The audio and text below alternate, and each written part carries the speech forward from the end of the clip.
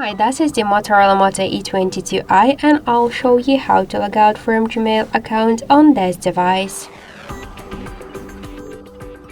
So first we should launch the Gmail application.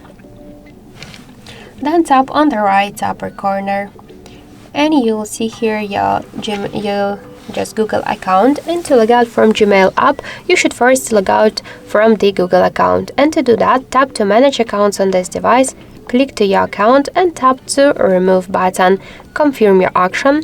If you use some protect methods, just enter them. I'll use my pattern.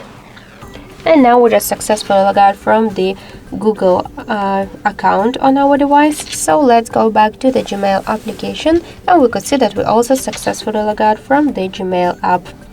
So that's it. Thank you for watching, and if you find this video helpful, leave thumbs up and subscribe our channel.